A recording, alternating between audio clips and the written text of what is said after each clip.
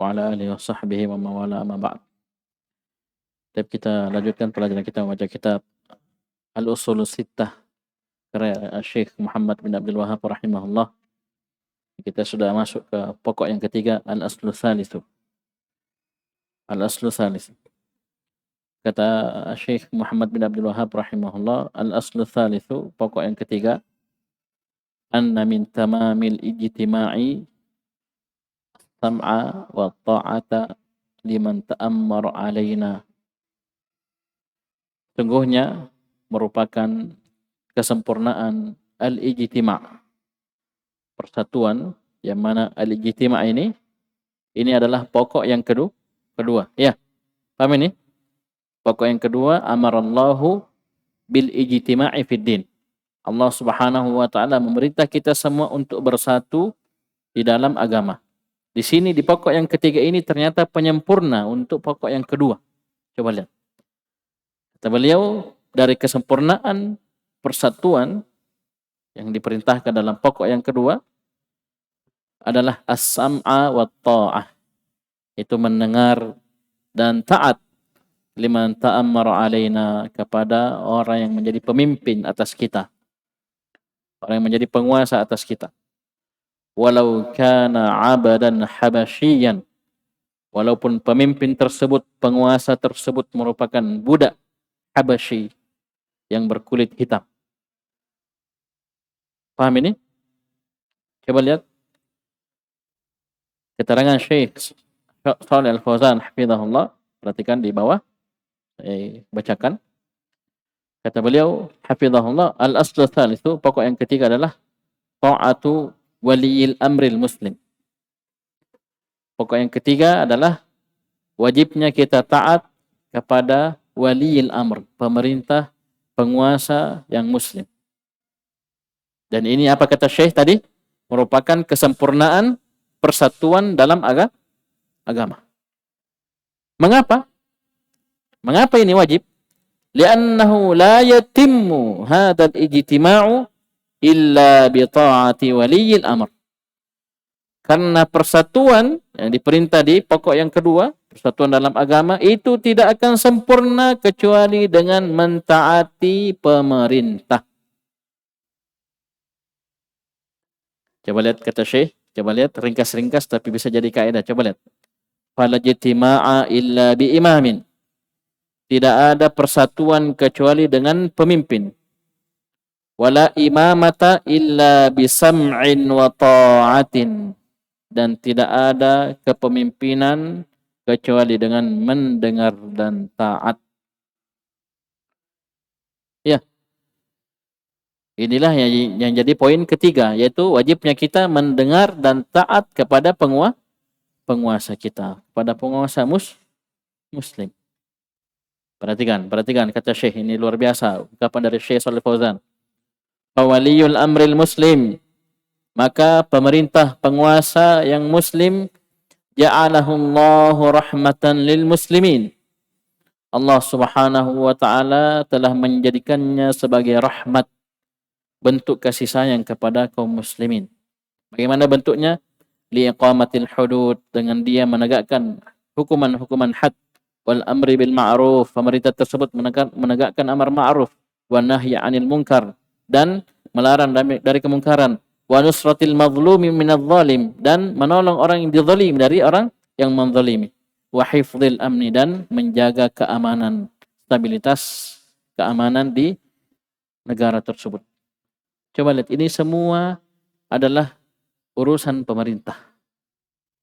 Kita dalam kitab Al-Kabair sering kita ingatkan ketika ada dosa yang diancam dengan hukuman had, kita katakan apa? Itu adalah dosa besar. Dan penegakan hukuman had itu bukan urusan individu masing-masing, tapi urusan apa? Pemerintah. Paham? Begitu pula ditolongnya orang yang dizalimi dari orang yang menzaliminya. Coba lihat. Ya, ketika ada aparat keamanan, ya, ada kepolisian, ada tentara dan seterusnya. Alhamdulillah, aman. Orang macam-macam mau menzalimi orang, ya, bisa ditangkap, bisa ditembak, dipenjara, dihukum. Wa hifdzil amni, dan menjaga stabilitas keamanan. Ya, siapa semua ini yang berperan? Pemerintah kita, penguasa kita. Dari presiden sampai yang paling bawah. Ini adalah apa? Rahmatan lil muslimin. Sebagai bentuk kasih sayang untuk kaum muslimin. Kasih sayang dari Allah Subhanahu wa taala. Oleh karena itu kita diwajibkan mendengar dan taat ya kepada penguasa tersebut, pemimpin tersebut. Itu ketaatan pada apa? Innamat ta'atu fil ma'ruf. Kita taat itu pada perkara-perkara yang ma'ruf, yang bukan maksiat kepada Allah Subhanahu wa taala. Ketika mereka memerintahkan kita untuk melakukan maksiat, dosa, kezaliman, maka tidak boleh kita taat. Tapi ini bukan alasan bagi kita untuk boleh memberontak, mengkudeta penguasa tersebut. Bedakan dua perkara ya. Kita diperintahkan dosa, maksiat, kezaliman, tidak boleh kita taat. Tapi tetap kita mendengar dan taat pada perkara yang lainnya yang bukan dosa dan maksiat. Di zaman sekarang ada orang, Masya Allah. Ya, dengan dalih ini penguasa zalim apa semua, kita tidak wajib taat, tidak wajib mendengar. Bahkan boleh kita khuruj alal hukam, boleh kita kudeta, keluar, menggulingkan pemerintahan yang ada. Ini orang apa ini? Orang yang bodoh. Orang tidak paham, gagal paham. Kenapa? 6 perkara pokok ini, ayo, muqaddimah. 6 usul sita ini apa? Perkara yang sangat jelas, gamblang. Orang yang paling bodoh sekalipun paham. Ya, bisa paham selama belum ada hawa nafsu yang menutupi akalnya. Amin. Bisa dipahami. Coba lihat logika apa yang disebutkan oleh Asy-Syaikh. Fala jatima'a illa bi imam. Tidak ada persatuan kecuali dengan adanya pemimpin. Wala imamata illa bi sam'in wa ta'ah. Tidak ada kepemimpinan kecuali dengan mendengar dan taat. Biar diangkat jadi pemimpin kalau kalian semua memberontak, keras kepala, bagaimana bisa terwujud fungsi kepemimpinan tersebut? Tidak bisa. Bisa dipahami? Oleh karena itu disebutkan oleh Syekh apa? Ini merupakan tamam, kesempurnaan persatuan yang diperintahkan di pokok yang kedua. Apa itu? As-sam'ah wa ta'ah. Mendengar dan taat kepada penguasa. Ya, biar kita mewujudkan persatuan, kalau kita tidak mau mendengar dan taat kepada penguasa, ya, apa bahasa Makassarnya? Tahambur, tersimbung, istilah berpecah-pecah. Ya, siar apa bahasa ininya ya. Tidak bisa kita bersatu. Kenapa? Tidak ada yang didengar. Ya, yang didengar pimpinan kelompoknya. Nah, kita berkelompok-kelompok, terpecah berapa? Hanya Allah yang tahu. Paham ini? Ini kelompok ini, organisasi ini, macam-macam. Imamnya lain, bosnya lain. Ya, sampai ada imam besar. Imam besar apa? Imam besar apa? Alhamdulillah. Baik. Perhatikan. Fabayyana an-nabiy sallallahu alaihi wasallam hadza bayanan sya'ian dha'ian bi kulli wajhin min anwa'il bayan syar'an wa qadaran. Dan Nabi sallallahu alaihi wasallam telah menjelaskan perkara ini, yaitu wajibnya kita mendengar dan taat kepada penguasa muslim pada perkara-perkara yang ma'ruf yang bukan maksiat, ini dengan penjelasan yang sangat menyeluruh. Ya, mencakup seluruhnya dari seluruh bentuk penjelasan. Ya, jenis-jenis penjelasan di seluruh sisinya, syar'an wa qadaran. Baik secara syar'i, itu hukumnya dalam syariat Islam, dan qadaran, itu kenyataan. Ya, kenyataan yang ada. Secara takdir kauni. Oleh karena itu, para ulama menyebutkan bahwasanya tidak pernah tercatat dalam sejarah adanya sekelompok manusia yang melakukan khuruj, kudeta, menggulingkan pemerintah yang sah, tidak pernah tercatat dalam sejarah itu berakhir dengan kebaikan. Tidak ada. Semuanya berakhir dengan mengenaskan. Iya, musibah, bencana, malapetaka terjadi di tengah kaum muslimin gara-gara satu pelanggaran ini. Itu apa? Tidak mau mendengar, tidak mau taat kepada pemerintah. Silakan buka lembaran-lembaran sejarah. Buka silakan. Dari zaman pemberontakan di zaman sahabat radhiyallahu anhum, bahkan bosnya Dzul Khuwaisirah itu pernah berjumpa dengan Nabi SAW yang memerintahkan kepada Nabi, "I'dil ya Muhammad." Coba lihat ini si gundul ini ya. Memang orangnya gundul, botak. Ya. Ya. Paham ini? Ini bukan mencela, maksudnya dalam artian ini ciri-cirinya. Ini ciri-cirinya. Baik. Dia bilang sama Nabi apa? Adillah wahai Muhammad. Oh, Nabi kaget. Siapa yang adil di atas muka bumi kalau saya tidak adil? Coba lihat. Nabi suruh adil. Alhamdulillah. Memang ekstrim ya. Cara berpikirnya ekstrim. Nabi Rasulullah SAW disuruh berlaku adil. Nah, Nabi yang paling tahu itu adil bagaimana modelnya. Iya. Paham ini? Nah, nanti setelah berlalu orang ini, Nabi menyebutkan akan keluar dari keturunan orang ini. Nah, orang-orang Khawarij. Bisa dipahami? Kemudian kata Syekh, perhatikan terakhir, ini yang sangat mengherankan. Tsumma sara hadzal aslu, kemudian menjadilah pokok yang ketiga ini. Wajibnya mendengar dan taat kepada penguasa muslim pada perkara yang ma'ruf, la yu'rafu 'inda aktsari man yad'il ilma. Ternyata perkara ini la yu'raf, tidak dikenal di sisi kebanyakan orang yang mengaku punya ilmu agama. La yu'raf apa? Tidak dikenal. Ya, tidak dipahami, tidak dimengerti. Maka apa kata Syekh? Fa kaifal amalu bih, maka bagaimana lagi mau diamalkan? Ngerti saja tidak, tahu saja tidak, paham saja tidak, bagaimana mau diamalkan? Ini orang yang sudah mengaku berilmu, apalagi orang-orang awam. Coba lihat.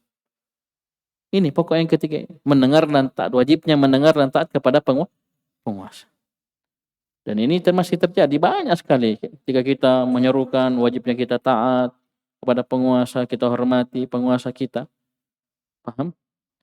Tidak boleh kita menghinakannya. Kalau kita mau nasihati sembunyi-sembunyi. Ini orang-orang mengkritik. Apa kamu ini? Kamu pro pemerintah, kamu begini. Ya, bahkan ustadz-ustadznya juga banyak yang ngomong begitu. Wah, ini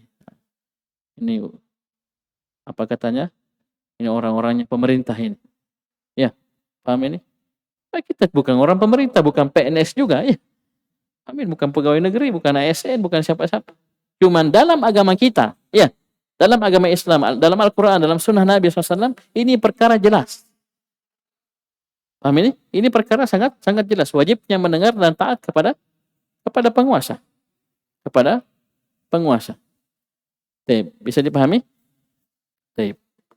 Coba lihat. Mari kita baca satu ayat dan satu hadis. Dalam surah An-Nisa, ayat 59. Allah Subhanahu wa taala berfirman, "Ya ayyuhalladzina amanu, athi'ullaha wa athi'ur rasula wa ulil amri minkum." Wahai orang-orang yang beriman, taatlah kalian kepada Allah dan taatlah kalian kepada Ar-Rasul sallallahu alaihi wasallam. Ini jelas? Jelas ini? Wajibnya kita taat kepada Allah dan wajibnya kita taat kepada Rasulullah sallallahu alaihi wasallam. Karena ini semuanya perintah. Ati'u itu perintah. Wa ulil amri minkum, dan penguasa di antara kalian. Taatlah kalian kepada penguasa di antara kalian. Coba cermati ayat ini. Yang disuruh untuk ditaati, maf'ulun bihinya ada berapa? Ada 3. Allah, Ar-Rasul, dan ulil amr. Uli mansub dengan ya, mulhaq dengan jamak mudzakkar salim. Ulu dan uli. Uli mansub dengan ya. Sekarang cermati.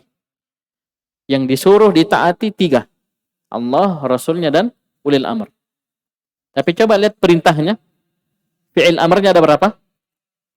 Fi'il amrnya hanya 2. Ati'ullah dan ati'ur Rasul. Ini isyarat. Yang pertama, kewajiban taat kepada penguasa, pemimpin itu merupakan bentuk ketaatan kita kepada Allah dan ketaatan kita kepada Rasulullah SAW. Kalau memang kita jujur taat kepada Allah, kita jujur taat kepada Rasulullah SAW, maka wajib bagi kita untuk taat kepada penguasa ulil amr. Yang kedua, ketaatan kita kepada ulil amr itu tidak boleh keluar dari ketaatan kita kepada Allah dan Rasulnya. Oleh karena itu kita sebutkan tadi, kita mendengar dan taat kepada pemerintah pada perkara yang ma'ruf. Oleh karena itu dia tidak diberikan fi'il amr tersendiri, wa ati'u ulil amri, tidak ada. Diatofkan wa ulil amri minkum. Kenapa? Karena ketaatan kepada ulil amr harus ikut kepada apa yang Allah dan Rasulnya syariatkan. Maksudnya apa? Kalau kita diperintah untuk melakukan dosa, maksiat, kezaliman, apalagi kekufuran, kesyirikan, tidak boleh taat. Ini dari sisi tidak bolehnya taat. Tapi apakah harus kita memberontak setelah itu? Harus kita khuruj? Harus kita membangkang? Tidak. Perkara-perkara lainnya tetap wajib mendengar dan taat. Paham ini? Jangan hanya karena satu poin saja pelanggaran dari pemerintah. Mungkin dia perintah kita dosa maksiat, ya, kezaliman. Kemudian kita sapu rata. Berarti ini pemerintah tidak wajib kita taati. Inilah rumus yang batil. Kaidah-kaidah yang tidak tahu diambil dari mana. Karena kenapa? Tercatat dalam sejarah. Antum lihat nanti sejarah bagaimana para sahabat, para tabi'in bersama Hajjaj bin Yusuf al-Zalim. Seorang penguasa yang zalim, luar biasa zalim. Antum lihat bagaimana sikap Anas bin Malik, Abdullah bin Umar, ya, sahabat yang lainnya, tabi'in, kibarut tabi'in. Bagaimana menyikapi orang ini, orang yang zalim ini. Apakah ada di antara mereka yang menggalang massa kita demo, menggalang massa kita kudeta, menggalang massa kita membangkang? Tidak ada satupun. Ya, dan itu tercatat dalam sejarah sampai hari ini. Masih tercatat dalam kitab-kitab sirah, kitab-kitab sejarah. Bahwasanya tidak ada satupun di antara mereka yang berjalan di atas jalannya para sahabat radhiyallahu anhum yang melakukan perkara tersebut. Semuanya tetap mengatakan tetap wajib mendengar dan taat. Ya. Bahkan sebagian dari mereka itu mengurung keluarganya, ya, anggota keluarganya, budak-budaknya. Jangan ikut-ikutan oleh orang-orang yang ingin memberontak. Ya, ingin memberontak, ingin kudeta dan seterusnya. Ya, apa alasannya? Karena ketidakpuasan. Ya. Ini pemerintah zalim, ini mestinya BBM tidak naik, ini dikasih naik. Ya. Mestinya begini. Ini maunya. Nah, siapa yang pemerintah? Siapa yang diperintah? Nah, siapa pemerintah? Kamu. Kalau kamu pemerintah, kamu setel sendiri. Ya. Nah, kita ini rakyat, diperintah, dipimpin. Maka kewajiban apa? Kita ikut. Ustaz, saya mau nasihati langsung. Bukan di tengah jalan, apalagi tutup jalanan, apalagi bakar ban. Ini tidak dikenal dalam syariat Islam.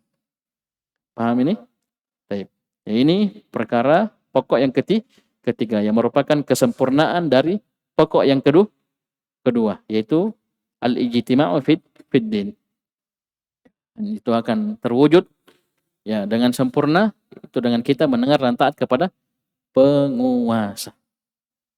Baik, cukup dulu, nanti insyaallah kita lanjut di pokok yang keempat. Sekian, subhanakallahumma hamdika asyhadu an la ilaha illa anta astaghfiruka wa atubu ilaik.